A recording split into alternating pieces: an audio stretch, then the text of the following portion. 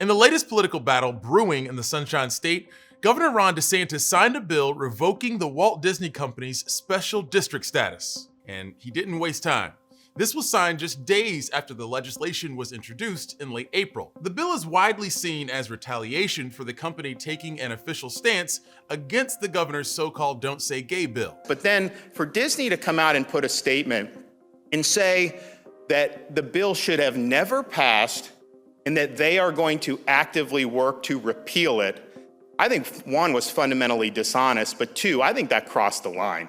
But the bill has brought up questions about what exactly happens when a special district suddenly dissolves. Although there isn't a good precedent for this, a number of legal experts have suggested this may end up backfiring for the governor. To explain why, we need to go back to how this all started. Walt Disney first began buying up marshland in central Florida in the 1960s. The company quietly bought the acres through shell corporations and cash transactions. If news broke that Disney was making a park, the price of land would skyrocket. By the time the secret got out, Walt Disney was meeting with legislators and business leaders to secure tax breaks, other benefits, and of course, the special district status. Here's Walt Disney with the governor at one of their press conferences together. To build the kingdom the way he wanted to do it, very specific ways with, following his unique vision, he needed to pretty much play by his own rules, right? He didn't want to deal with city bureaucracies, county bureaucracies, state red tape. In 1967, Disney got the state to approve of the Reedy Creek Improvement District, and the agreement was made in perpetuity. Disney would still pay its state and federal taxes, but would also fund and run its own government of Reedy Creek. It did that by levying its own taxes to pay for services like power, water, roads, and fire protection as they built the parks. And that continues today. Tax revenue from Disney properties fund Reedy Creek services like waste management and recycling, or its own emergency services. A key part of this structure is that the government can issue its own municipal bonds to pay for infrastructure projects. They're essentially loans from Disney's many investors, and municipal bonds are usually exempt from federal taxes, so they're often cheaper to borrow. And Disney is continually paying some back. $60 million of the district's $170 million budget last year went to debt payments on bonds that were issued to fund projects like roads and pedestrian bridges. So let's pause real quick. I know this doesn't seem like the most exciting part, but trust me, that's gonna be important. It's worth noting there are actually tens of thousands of special districts in the country. Disney is unusual because it's the only taxpayer in the entire district. Walt Disney World is the economic engine that drives Central Florida, and indeed much of Florida's tourism business. Walt Disney World has been a huge influencer of politics in Florida since its inception, clearly since they got this treatment that they were able to get pretty much what they wanted from the legislature. A lot of local politicians and some people in Tallahassee call them bullies because they have a legion of lobbyists. Now, the big question now is what will actually happen when this powerful mini-government suddenly dissolves? The state was able to circumvent that in perpetuity requirement by targeting any special districts made before the year the state constitution was ratified. They also will be considering termination of all special districts that were enacted in Florida prior to 1968, and that includes the Reedy Creek Improvement District. So while this move might be legal, the bill doesn't address those pesky municipal bonds we mentioned earlier. $1 billion, $1 billion in outstanding bonds. Those bonds are being paid by Disney now, but could soon fall into the laps of you, the taxpayer. The district, which is called Reedy Creek, says the legislation cannot be enacted unless the state pays off all of its debt. It can negatively cause individuals in Orange County and Osceola County, surrounding counties, to absorb cost burdens. Bonds are debts, and someone's got to pay. State law dictates that when a special district is dissolved, paying its debt falls to the area's local government. For Reedy Creek, there are 4 local governments that would get the burden. The state has 1 year to figure out where those debts are going since the law goes into effect in June of 2023. Though DeSantis insists Disney will eat the cost.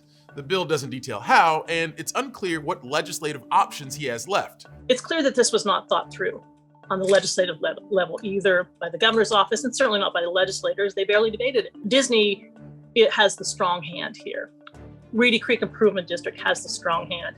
Taxes in the surrounding counties could rise up to 25%. So, all eyes are on DeSantis to see if this deal may cement his status as a rising GOP star or politically backfire for his re-election campaign later this year. A lot can happen in a year, and we can expect the House of Mouse won't be going down without a fight.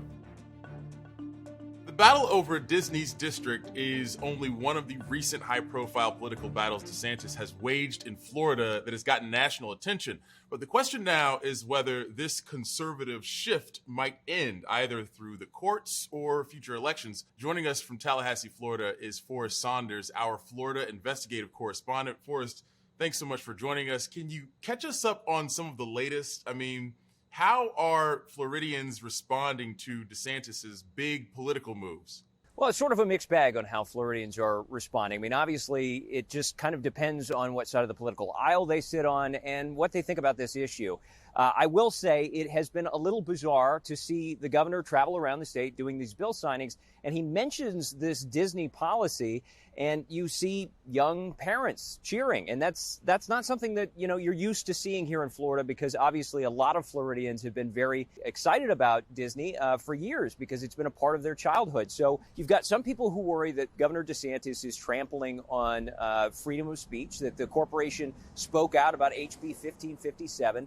The Don't Say Gay bill, which is what critics call it, or parental rights in education, which is what its supporters call it. But then you also have those who say that the governor is doing the right thing here, that corporations should stay out of this. And then yet there's another group of Floridians, those who live in those counties that would absorb the Reedy Creek Improvement District. If it were to be dissolved, they could inherit about $1 billion worth of debt.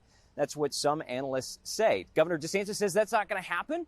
But obviously, if you're a taxpayer in those communities, you're worried that your taxes are going to go up. So there is a lot of different feelings on this issue.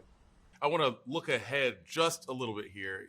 What could these high-profile moves mean for DeSantis's political future as well as the midterms? Governor DeSantis obviously is up for re-election during the midterms, but there's a lot of speculation that he's seeking higher office come 2024, presidential potentially. And this is a bill that has garnered a lot of national attention. And Governor DeSantis loves national attention. He's constantly doing things and challenging President Biden on a number of issues. He likes getting that attention. He goes on Fox News often to talk about his policies and his viewpoints. But of course, he has to walk a dangerous line here because he needs to have, obviously, his base of support, Republicans in the state of Florida, which now exceed Democrats in registrations.